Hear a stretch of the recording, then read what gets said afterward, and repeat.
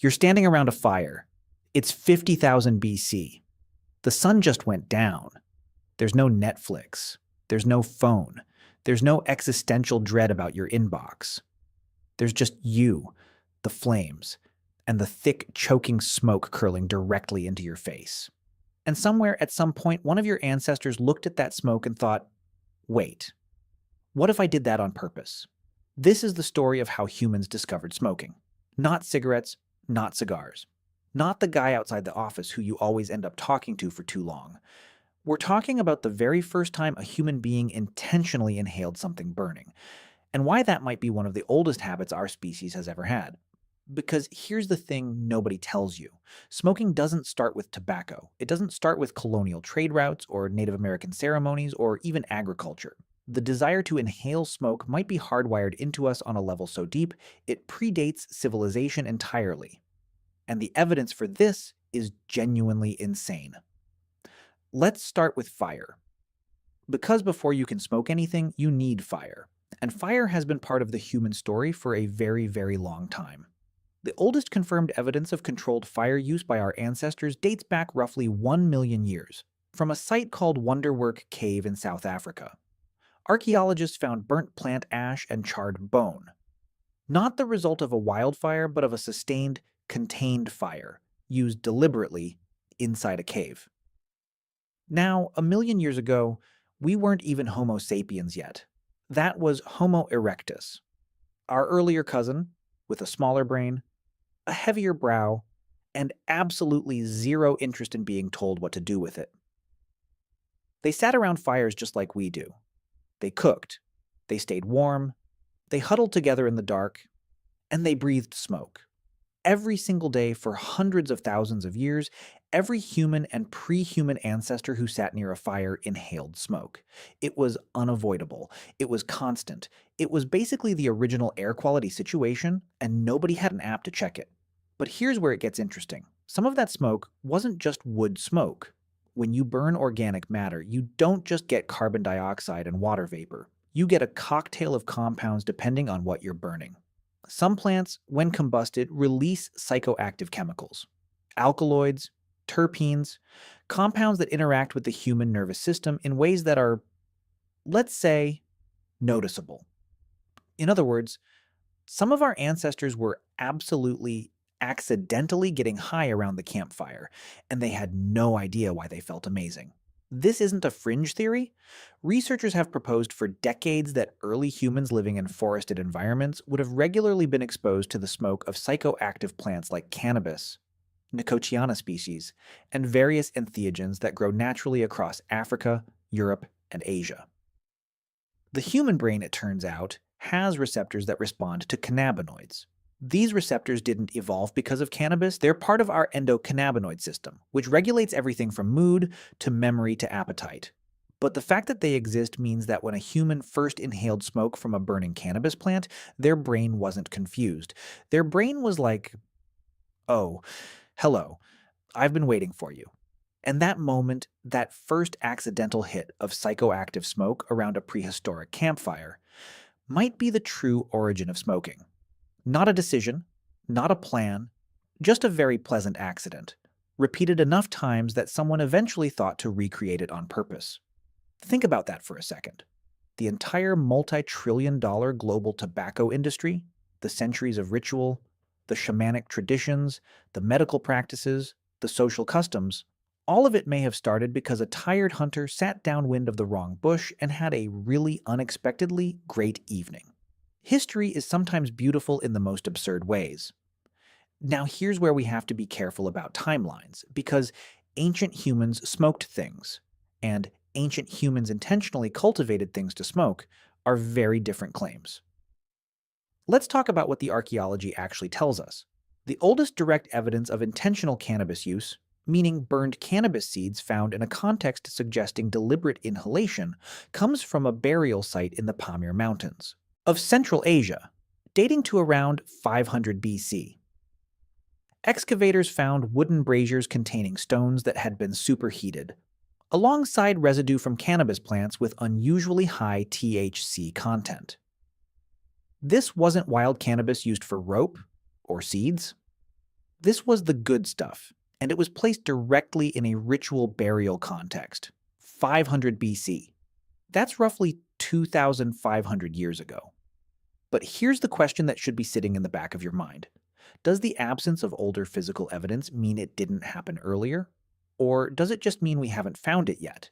Because organic material, seeds, leaves, plant fiber, almost never survives thousands of years in the ground. We find stone tools from 3 million years ago because stone is basically indestructible. But a wooden pipe filled with dried herbs? That's gone in a few centuries under normal burial conditions. A leather pouch of cannabis?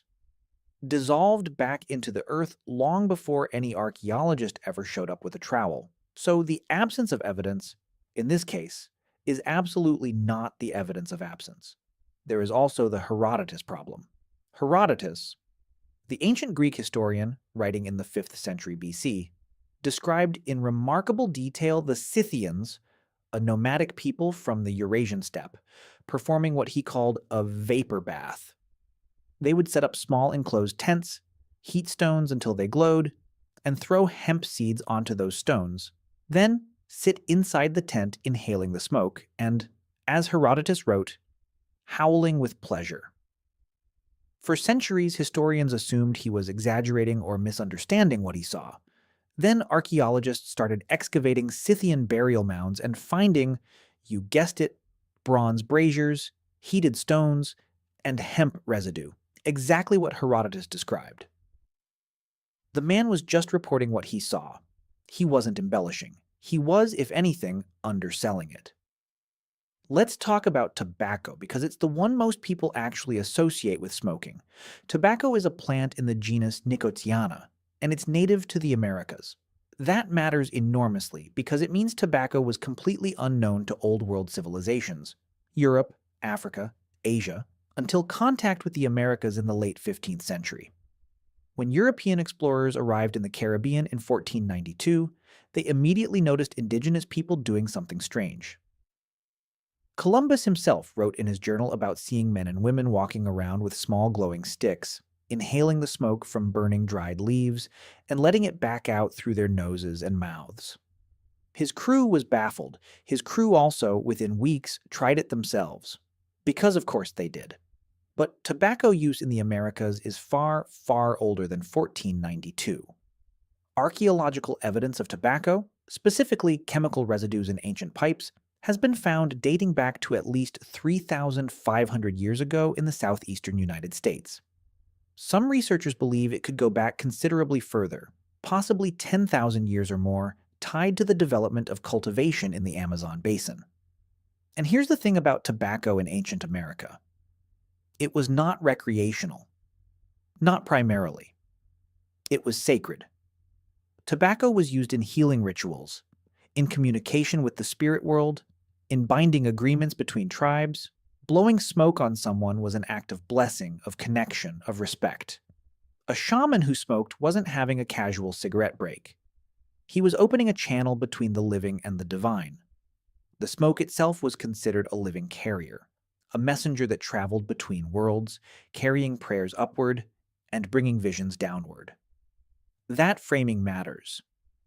It explains why tobacco use was so disciplined, so ritualized, so controlled in many indigenous cultures for thousands of years.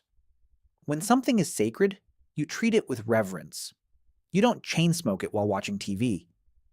The idea of tobacco as a casual everyday habit, something you do on a lunch break or while waiting for the bus, is an almost entirely European invention, and a fairly recent one at that. Now, let's go back even further, because there's a piece of this story that most people have never heard, and it might be the oldest evidence of intentional smoking in the entire archaeological record.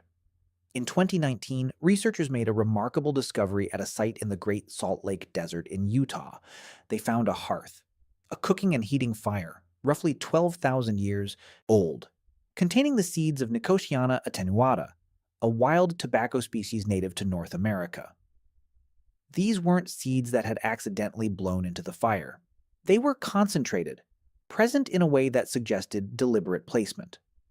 The site predates any known pottery or pipe artifacts in the region by thousands of years. This pushed back the possible timeline of tobacco use in the Americas by a significant margin. And it raised a genuinely fascinating question. If people were throwing tobacco into fires 12,000 years ago, whether to inhale the smoke or for ritual purposes or both, what were people in other parts of the world doing with their local psychoactive plants at the same time? Because 12,000 years ago, humans were everywhere. They were in Africa, in Asia, in Europe, in Australia. And the human desire to alter consciousness, to seek out altered mental states, that is not an American phenomenon. That is a human phenomenon. Let me throw something at you that might sound wild, but is taken seriously by respected anthropologists: the intoxication hypothesis. The basic argument goes like this. Across virtually every human culture ever documented, people have sought out ways to alter their consciousness. They've drunk fermented beverages, eaten psychedelic mushrooms, inhaled smoke, chewed plant leaves, and swallowed seeds. This behavior is so universal, so persistent, and so independent across cultures that some researchers believe it isn't accidental. Ronald Siegel, a psychopharmacologist at UCLA, proposed in the 1980s that the pursuit of intoxication is a fourth drive, alongside hunger, thirst, and sex, that is biologically embedded in animal behavior, not just human behavior. Elephants deliberately seek out fermented marula fruit. Reindeer in Siberia have been observed eating Amanita muscaria mushrooms and then drinking the urine of other reindeer who ate the mushrooms, because the psychoactive compounds pass through intact. Reindeer. Doing drug recycling. In Siberia. Honestly, respect. The point is, if the drive to alter consciousness is this deep and this old, it's entirely reasonable to propose that early humans, long before they domesticated any plant, long before they had pottery or pipes or any of the tools we normally associate with smoking, were deliberately exposing themselves to smoke from psychoactive plants because they had learned through experience that it changed something in their mind. Maybe they burned those plants intentionally during rituals.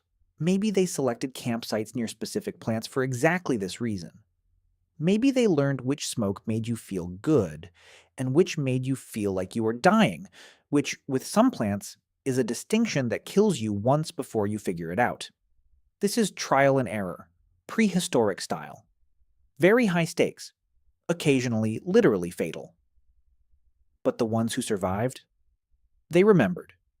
They told others. They passed it down through generations of knowledge that never got written, but got lived. That's how most human knowledge worked for most of human history. Not libraries, not schools. Lived experience, passed mouth to ear, around a fire, in the dark. Let's also talk about something that rarely comes up in this conversation. Smoking as medicine. Long before smoking was recreational, long before it was spiritual, it may have been medical.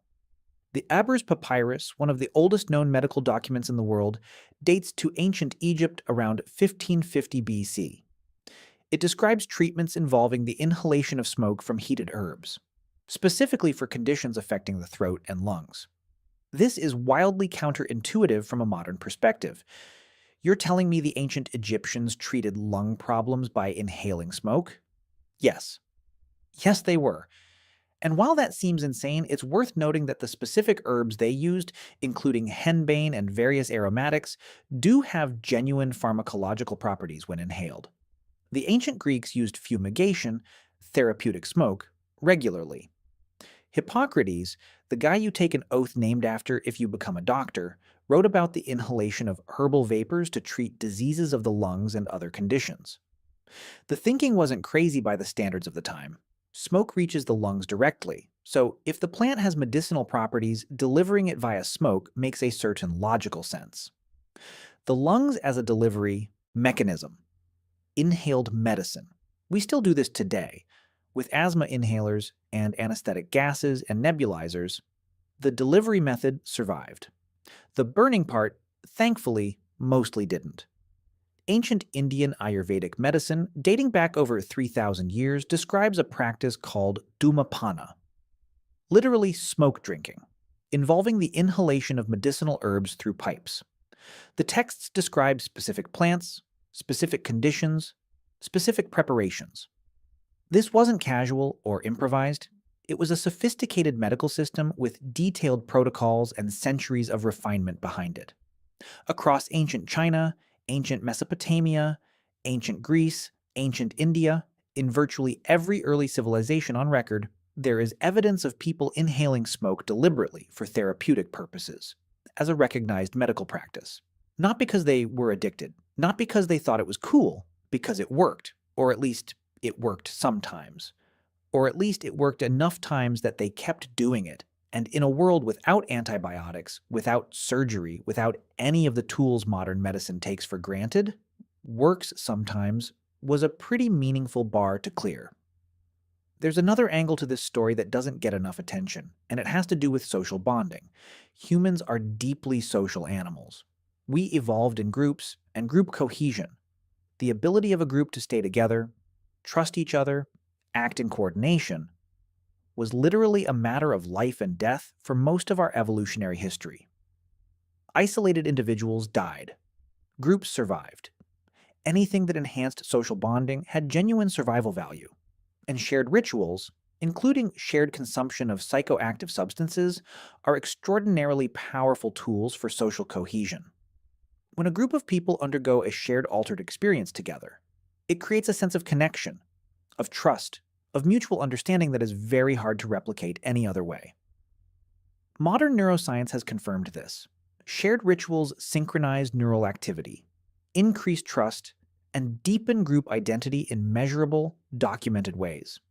So when a group of ancient humans sat together in a closed space, breathing in smoke from burning cannabis or other herbs, and collectively entered an altered state, that wasn't just recreational. That was social technology. That was how you built the kind of deep trust and group cohesion that let you go into dangerous situations together and come back alive. The ritual smoke circle wasn't just a party, it was infrastructure. Here's where we arrive at the uncomfortable part of the story. The transition from sacred smoke to casual habit is, historically, an absolute disaster. When tobacco arrived in Europe in the 16th century, it spread with a speed that should remind you of something. Within decades, smoking had gone from an exotic curiosity to a continental obsession. By the 1600s, tobacco was being traded globally. By the 1700s, snuff, powdered tobacco inhaled through the nose, was fashionable across European aristocracy. By the 1800s, cigars were everywhere. By the early 1900s, the industrially manufactured cigarette had been invented, making tobacco consumption cheaper, more convenient, and more addictive than anything that had come before. What had taken indigenous Americans thousands of years to incorporate into a measured, ritualistic, deeply cultural practice was, in the hands of European industrialists, turned into a mass-market consumer product within 4 centuries. The tobacco industry in the 20th century then spent decades and billions of dollars suppressing the evidence that cigarettes caused cancer. Evidence their own scientists had compiled internally. They marketed cigarettes to children. They hired doctors to endorse their products.